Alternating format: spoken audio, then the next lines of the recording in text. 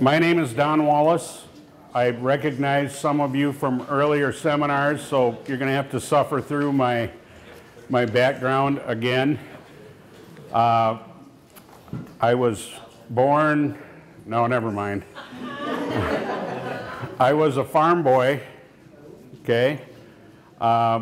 Milked 100 cows, farmed 600 acres with my dad, and farming didn't turn out so well for me, so I guess I had to venture into other things. I worked for Pick and Save, if you're familiar with them, for 5 years. I was a grocery manager, assistant manager, store manager, just a farm kid that did well in retail. Went to Quick Trip as a store manager, managed the #2 store in the company. When I started with Quick Trip in 1990, there was 172 stores. There are now over 600. After about a year and a half, they promoted me to district manager. I had 17 stores, 200 employees, 5 delis, and by the way, we had dip cabinets in every store. Try renting videos, scooping ice cream, and have gas customers throw money at you because they're mad because they got to wait. Oh, and the lottery came out in 1991, so we had lottery scratchers on the front, you know, nightmare. Then was promoted to category manager and merchandiser for all Quick Trip stores. I decided where product went based on profitability, perishability, and impulse. Was with Quick Trip 14 years, had a heart attack at 43, and gave 6 weeks notice and left. Good company. I learned a lot from them. I helped develop their hot food and their food service program that is in every store now. And so I've been with Martin Brothers for 13 years. I'm on the culinary team, one of 5 with 2 chefs. I'm not a chef, but I stayed at a Holiday Inn Express once. So I'll be wearing a chef's coat tonight when I prepare you dinner. I'm a consultant for restaurants, for bistros. I work with the University of Wisconsin-Madison and their 15 Badger markets. Their Flamingo Runs, if you're familiar with them. I work with UW-Platteville, have helped create their grab-and-go programs. So I get along with food really well. You can tell that. And when Lori asked me to talk about ice cream, I like ice cream, so it made perfect sense. But it potentially can be the most, bless you, the most profitable item featured at your campground. It really can be. But there are some caveats to that. You know, no matter what size your dip cabinet is, the keys to being profitable are exactly the same. And we're going to review some of the do's and have-tos of running a successful dip cabinet program. I'm easily amused. Starting out with Wells Blue Bunny is our company that we work with. Wells Blue Bunny is an Iowa company. We are an Iowa food service distributor. I live in Wisconsin, born and raised. Soldiers Grove, I don't know if you've, Richland Center, south of La Crosse, you know, I live in the woods, okay? But we work with Wells Blue Bunny. There are, Holiday I know works with Cedar Crest. Madison has the ice cream shop. Is chocolate, yeah. All good ice cream. You know, there's nothing I can say negative about any of them. But a few things that I've learned from going to Blue Bunny School. Use a dry dipper, not a wet dipper. Even though some of your dippers run in a flow of water, you want to shake that, you know, not completely dry, but at least shake the water off it. Water crystallizes and forms ice on the ice cream, which it takes away from the creaminess. And so you don't want to use a wet dipper. Circular scooping. Uniform size is key to profitability. When you fill the cone, what's everybody want to do? Everybody wants to fill the bottom of the cone, right? You don't have to do that. It'll do itself. It'll compress. Ice cream compresses, and that's what we're going to talk about, how you can lose profitability in ice cream by compressing it. So when you're doing a circular scoop around the outside of that 3-gallon pail, you are scooping until it curls into a complete scoop and stop. You can even leave a starting place for your next, for your next scoop that you're going to start, okay? And remove one layer at a time. One of the things that happens is you have strong people and you have not so strong people, and you're a strong person, I take it. And everybody wants to scoop down the middle, right? Everybody wants to just jam that thing right in the middle of where the most of the ice cream is. You're doing it wrong. Start around the outside. And the other thing is, when I go in and look at scoop cabinets, I see the sides of the ice cream. So we're going to talk about taking care of that in a little bit. During serving hours, put ice cream in the freezer as soon as it arrives. Don't let your driver let that ice cream sit out and get soft around the outside, because it'll crystallize there too, and it'll create below average, low quality ice cream, even though it's great stuff. Recommended storage temperatures are very important. It's -10 at the lowest to 20 degrees. If you have 15-year-old kids working for you that, you know, are having a hard time scooping, I've trained people before and they just kind of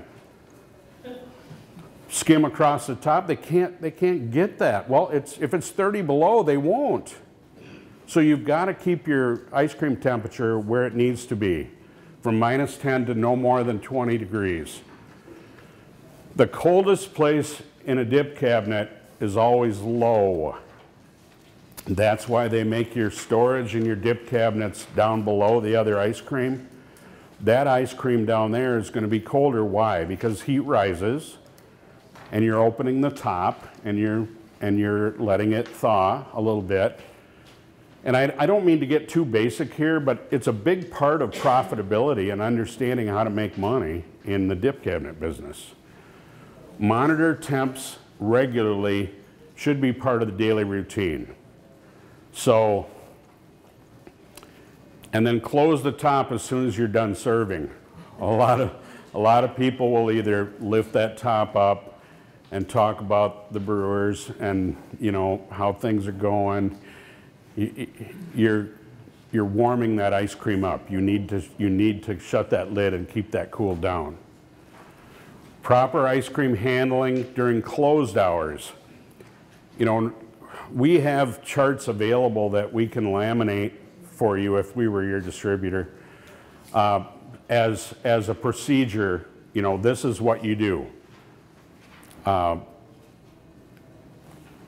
And we'll talk about neatly scraping down the sides of the pails and blend with the scooping level of ice cream.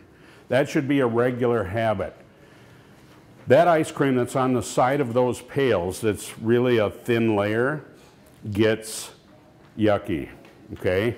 It's going to be compromised. You need to, you know, scoop it into the start of your next scoop, or add it to the level of, pretend it's Play-Doh and you want it all leveled out on that pail before you shut down. So, very important. And then put lids on at the end of the day to keep product fresh. There are white lids that go on top of those pails that should have come with your dip cabinet. Maybe you bought a used dip cabinet. Wells Blue Bunny is a pretty cool company. If you go with Wells, they will give you lids for your dip cabinet. that fit 3-gallon pails, okay? All you have to do is get on their website, and we'll talk about that later. Wipe down with a warm, wet cloth any spills in the cabinet or lid top so it's ready for the next day. So, you know, warm water and Dawn dishwashing liquid does a world of good on ice cream. You can clean it without, you know, using a quat sanitizer or other things. Make sure that those tops, the lids, and the area around the lids is clean and ready to go. The other mistake people make is use glass cleaner a lot on their dip cabinets. Please don't do that. Windex is not made for food safe. I use Dawn dishwashing liquid and a wet rag for a lot of things. It works. If there is some plexiglass involved somewhere, you never want to use Windex. Windex will ruin that.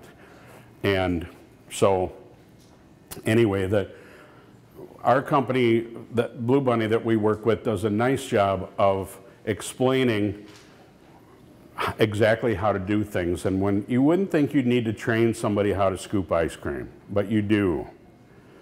That complete scoop, and there's a lot of different dishers and things out there.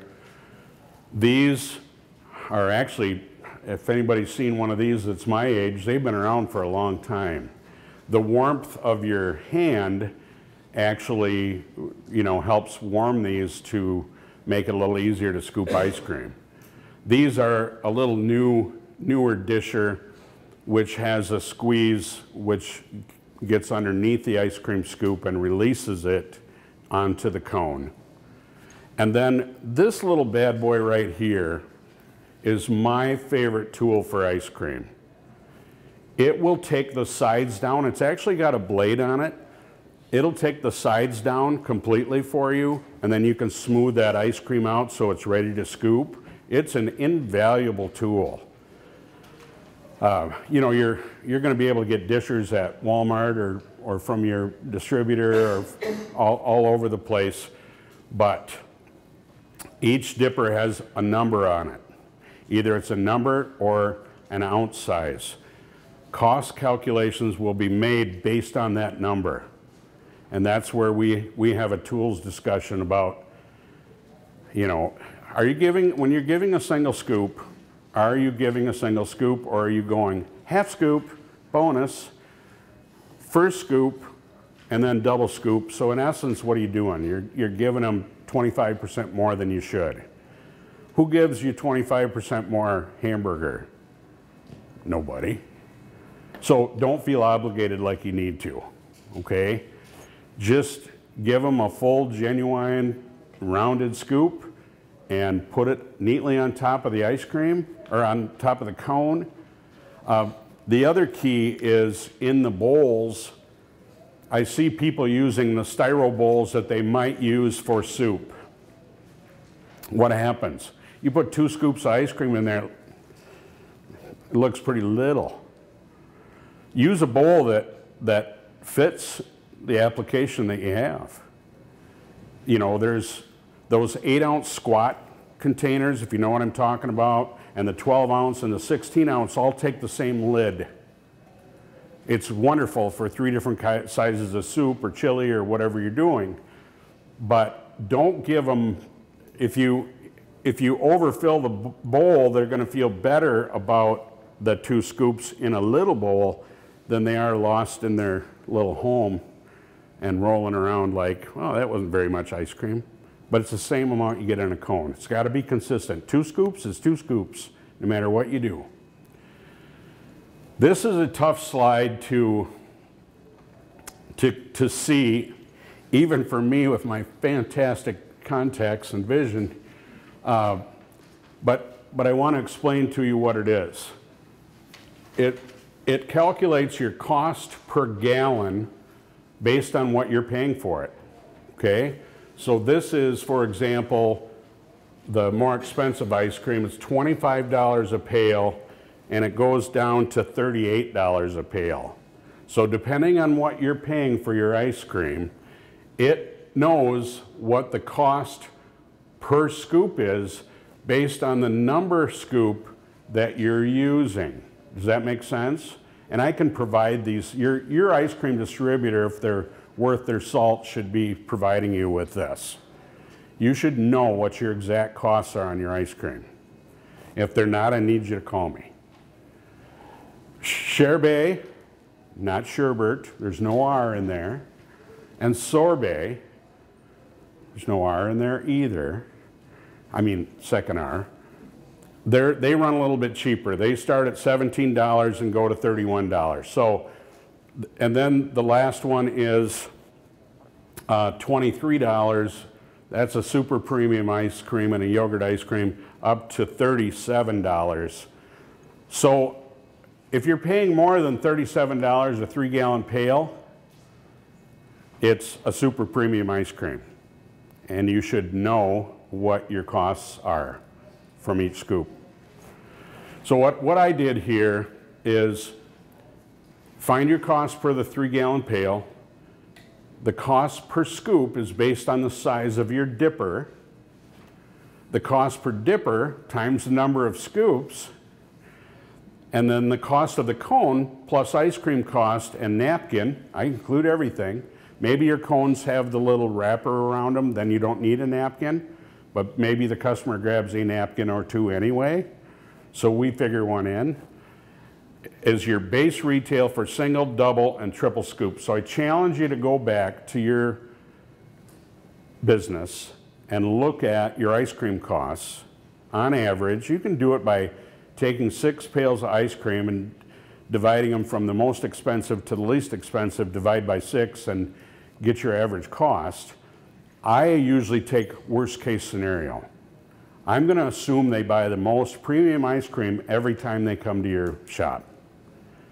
And that's how I price ice cream, or recommend to price ice cream. Okay, you don't want to do it off the cheap stuff. We have $17 a pail ice cream. It's called Country Rich. It's vanilla, yes. What's the suggested markup? From the cost, what's the suggested? Well, we suggest a 25% food cost, 75% markup. Okay, depending on where it falls in the.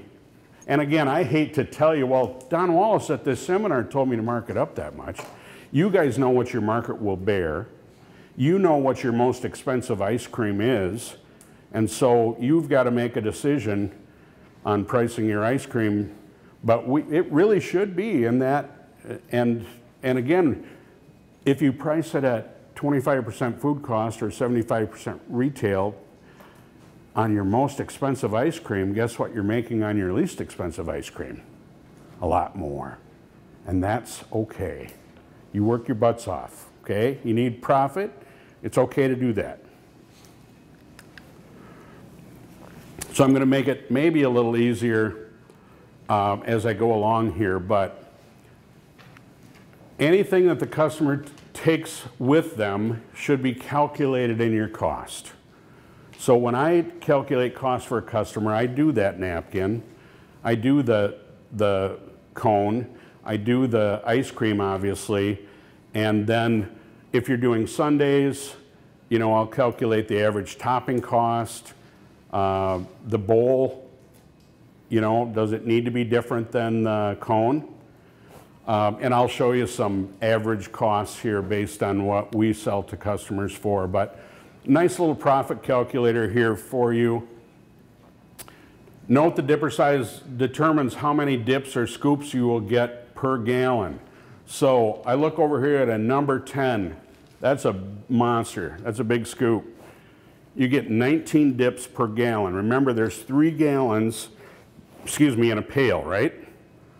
So you're getting 57 dips from a 19 scoop, or a number 10 scoop out of each pail. Does that make sense? Per gallon. Per gallon, but it times 3, because you're 3 gallons. The number 12, you know, a lot of people are in that number 16 range. A lot of our customers are in that number 16, which is almost 30 dips per gallon, so you would get 90 dips per, or 87 dips per 3-gallon pail. If you're getting less than that, you're compressing the ice cream too much. Ice cream is made not warm, but you know, it's fluffed up a little bit. It's got air in it. So if you continue to mash that product down, you're going to get less and less ice cream out of that scoop. Does everybody understand that? Am I explaining that right? Because it's, now this must be tiny baby cones, this number 40. I don't know if I've ever seen a number 40 scoop, but it must be like a sampler. Because they're getting 144 dips per gallon, that would be a lot. That would be one of those baby spoons kind of full of ice cream. And I do say it in here somewhere, maybe I'm jumping ahead of myself, but sometimes people are clever. I don't know if they're clever at campgrounds or not, but they'll say, can I try that Superman ice cream? Can I try that birthday cake ice cream? And then they don't buy any ice cream because you gave them 2 nice big samples. Don't give big samples, give them a little bite. Those little plastic spoons and a 1-ounce portion cup go a long way in giving a sample so they're not taking advantage of you. I don't imagine there's any kids that do that though, right? So you can calculate your cost by your margin percent, and everybody has a different way of cost calculating. I do it in Excel and put in a formula, and then I give you 4 different choices of retails. So if you would ask me that question of where, I'd show you what it's like at 65, at 70, at 75, and 80. Then you decide where you want that to be.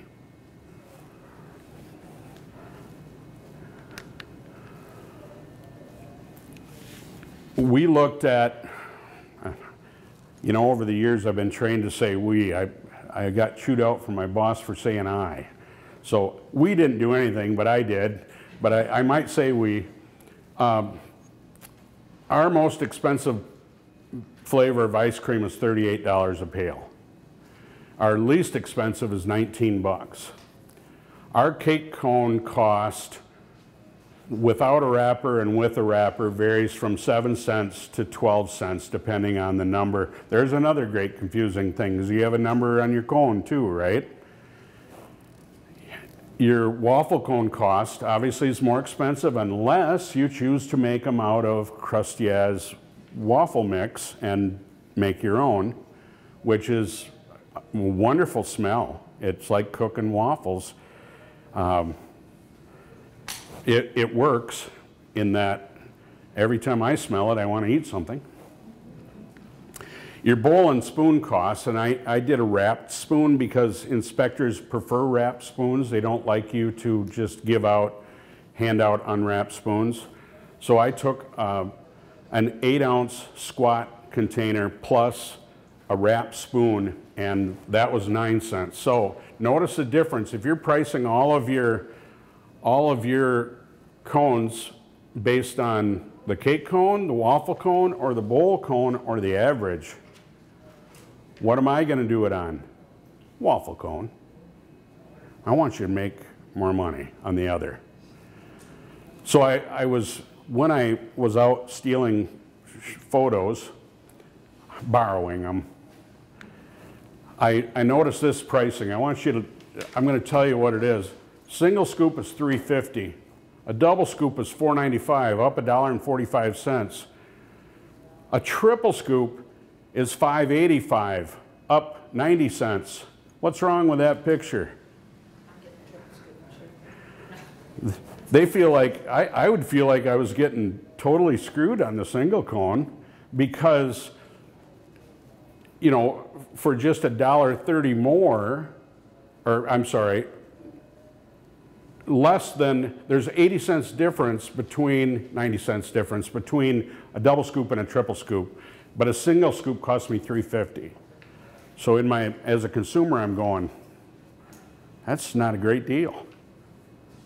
If they want to sell more ice cream, they're doing it right.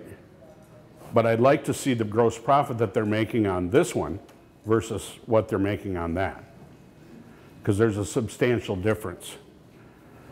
Malts and shakes, one of my pet peeves. Oh yeah, 610. 610. What kind of pricing is 610? Beer man, have you ever seen 610 anywhere? No. Okay. I hate 10s. I love 9s. I don't want to leave anything on the table. Either, again, go big or sleep in the street, where you're either $6.39 or you're $5.99. But having an 89 or a 10 or a 9 doesn't make any sense. So you've broken the dollar in the consumer's mind at $6. Yes? What if you're trying to round it off for tax purposes? That's fine if that makes you... Kids don't, if you put up $2.90 and it's plus tax, the kid gets confused, comes back with $2.90 and not the tax. Then you gotta tell them you need tax too. Well, that's a decision you gotta make, and I understand why you do it, and you know, I just never leave money on the table. We're gonna educate that young person there's tax on pretty much everything you buy. I know. So I hear you, and some people do it, they only keep quarters in their drawer, not dimes, nickels, or pennies. So, but anyway, I'm always gonna recommend, if you added those up over the course of a year, how many dollars in profit would that be in your pocket? That's the only thing I would say about that. One thing I learned, and I learned a lot at Quick Trip, is signs sell. If you don't have a product identifier on your ice cream, how are they going to know what that flavor is?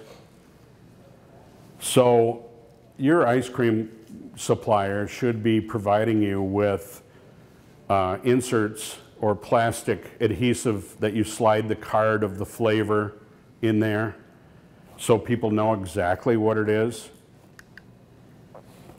I knew you'd be glued to this if I showed you this. This is flavor favorites by region, the top 4 average across the United States. What's number 1 in every area? Vanilla. Vanilla. Why is that? Because for every pie, for Thanksgiving, for everybody buys vanilla. This is driven by retail sales, okay, not scoop cabinets necessary. Scoop cabinets, cookie dough, butter pecan. Yeah. You know, and everybody's going to be a little bit different. Number 2 is chocolate. Number 3 is strawberry, almost straight across. That's why Blue Bunny came up with the Country Rich products that are $18 a pail for vanilla, chocolate, and strawberry. If you have a special event, a birthday party for a young person, or you know there's going to be 25 or 30 people there, why not use the less expensive ice cream? You don't have to use your best of the best ice cream, right? So to have you guys put your top 3 flavors of your ice cream in here, do you suppose they'd come out all the same? No, I'm sure they wouldn't. I can tell you that places with a lot of kids, you know, we talked about, I talked about briefly at Quick Trip when I started, we had dip cabinets, eight pail dip cabinets in every store. And Blue Moon was the kids' favorite flavor. They had to have their Blue Moon. So, you know, we sold a boatload of the Blue Moon, and in this example, Blue Bunny has decided to create a flavor of the month. I think it's worth, you know, taking a look at, and obviously this is going to be your season right in here, but Huckleberry, Salted Caramel Craze, and then Cotton Candy, which is going to appeal to any child, any young person. But Blue Bunny will provide table tents, window signs, that kind of thing, point of sale for all your ice cream. Do I sound like a commercial? I'm sorry. We stock 30 3 flavors. What was that, Baskin Robbins? What were they, 31 or 33? 31. And this little bad boy right here called Scooper Hero, some people call theirs Superman. It is bright blue, bright red, bright yellow, superhero colors. That is a huge seller in the summer where you have kids. Birthday cake.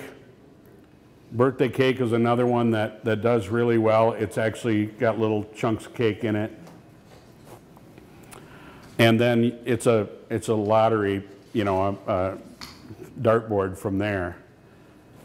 But we do recommend, you know, again, I go back to category management days. I'm looking at, I got an 8-pail scoop cabinet, dip cabinet, and my number 8 seller I'm going to replace with a new item when it runs out because it's not doing well. And then when that number 8 item runs, the second worst seller runs out, I'm going to replace it with another one.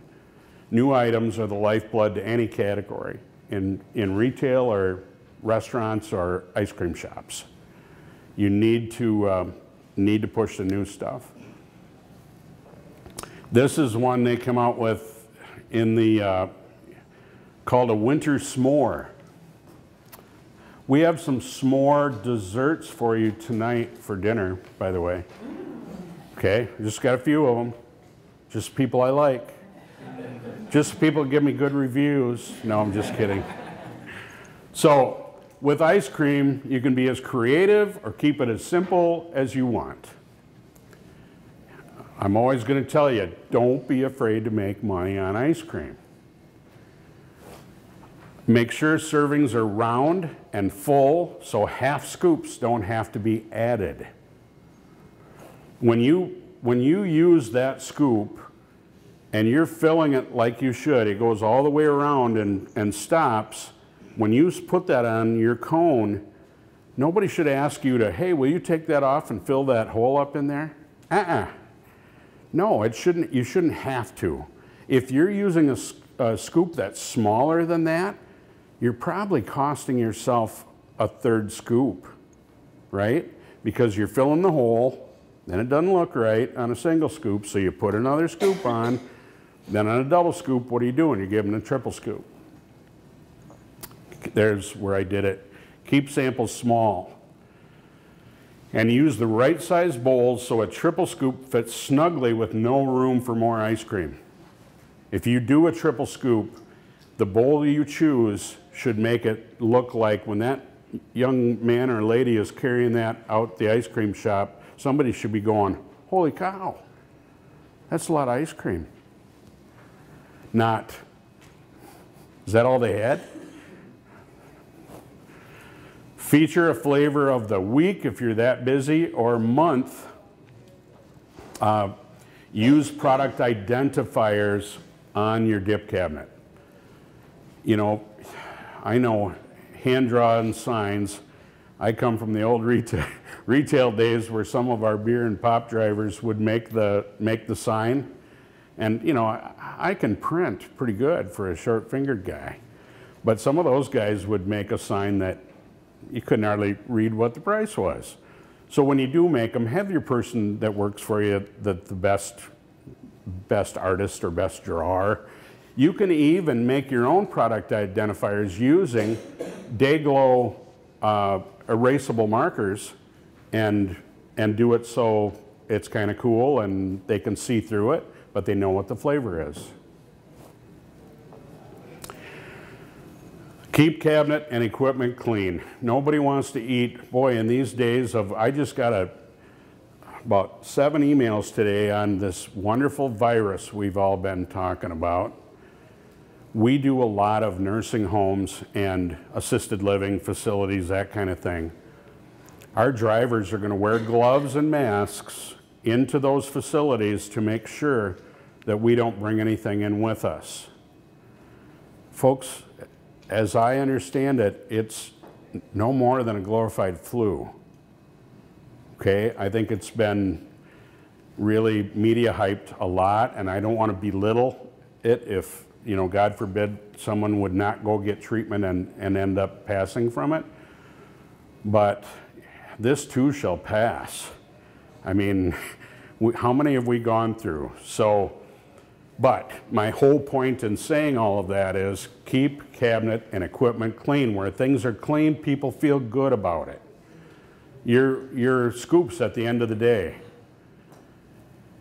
You know, anything that's had contact with ice cream. If you want your people to wear gloves, oh, and by the way, don't yell at your distributor if they don't have any gloves, because pretty much everybody's wiped from Amazon to, doesn't matter if you go to Walgreens or, you know, anything right now. There's a huge shortage, and you're just going to have to be patient for everybody to get restocked.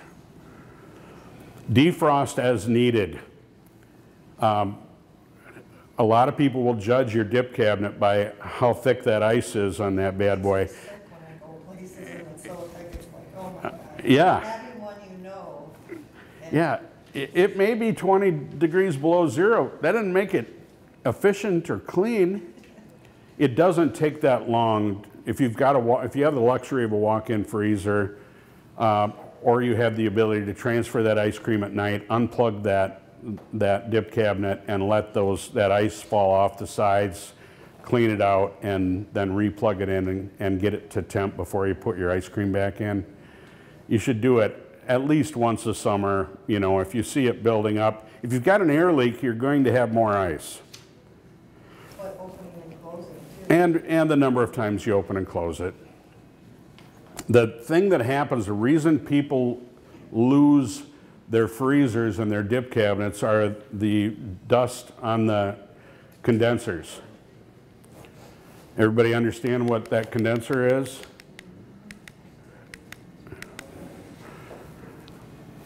This little bad boy down here has got a plate on it. We're all great intentions of maintaining things well, and then we go, oh poop, it plugged up, it got hot, and it broke down. And I lost 6 pails of ice cream. Or if you had 2 in storage, you lost 8. At 30 bucks a pop, you lost $240. So a vacuum cleaner and a regular maintenance on Outlook, just reminding yourself, is a great idea to prevent that from happening. You know what? I keep using what I know, and that's my former employer. But when you've got a set of doors that opens up over 2,000 times a day, it's going to bring in dust. And yours don't open probably quite that many times, but still there's dust there and it sucks it in, and it just maintain your dip cabinets. If the compressor stops working, you're going to lose ice cream. I want to see how I'm doing on time. I'm ahead of time. But does anybody want to talk about novelty ice cream? I just want to talk, everybody know what drumsticks and, you know, whatever, if you get them from your supplier, where should novelties be priced? So the temperature of that novelty. Because I know you said 10 to 20. So what's the novelty we were at? Saying. That's temperature-wise, you're correct. Okay, where should they be priced at retail as a percentage of profit? You should make a minimum of 60%, or those of you that figure restaurant proof would be, you try to double it, and that's 50%. Because we have scoop, we make more on the scoop than we do on that. Right. So if they want that, they're going to. And you got less labor in it. So, you know, but depending on where that retail lays in your bomb pops or your other things, I have a hard time going under 50% on anything in food, because food doesn't show your labor, your electricity, your, you know, other costs, fixed costs. But you price wherever you want, and I understand your mentality. They're almost two different customers. You know, the person that buys a bomb pop is probably not your customer for a butter pecan. Okay? They may intersect at some point, but you know what, you know your customers better than anybody. So you know where you have to be and need to be in that pricing. Don't think that big companies like the aforementioned convenience store chain are afraid to make 60% on their novelties. So, you know, be where you need to be. There's a third ice cream called soft serve, okay? I'm going to choose not to get into that conversation unless you want me to. There's not a lot of soft serve out there. The machines are getting better now than they used to be. You know, since the advent of For Real, that thing just blew up. I mean, it really, I can tell you, we tried a For Real type ice cream and it failed miserably at Quick Trip. Then we tried it a second time and it worked. So why? I can't tell you. Because we were behind it more, we promoted it more, you know, that kind of thing. But everything to me in my brain is ROI, return on investment. What can we get you in the business of doing where you can make money and there'll be a good payback for you in a short time? And so if you're looking at those kind of programs, please understand how many cases you need to sell during your peak times. And if you're open 365, understand how many you're actually going to sell during November, December, January, and February, because they're different numbers. And that's true with any ice cream, okay? Is there anything else you wish or were hoping I would bring up today on ice cream? Just a cost for a scoop machine, or yeah, thank you. You know, I just happen to have one of these dipping cabinet novelty case. They really, because of the refrigerant in them, I don't remember, my brother's a refrigerant guy, but some kind of R22, some liability on the refrigerant that goes into the ozone. Wells Blue Bunny will encourage you to buy a dip cabinet and then reimburse you back some of your costs with free product, because they don't want, when one goes to a junkyard and the refrigerant's broken open and they go, well, you're responsible for, you know, polluting our environment, they want to get out of that.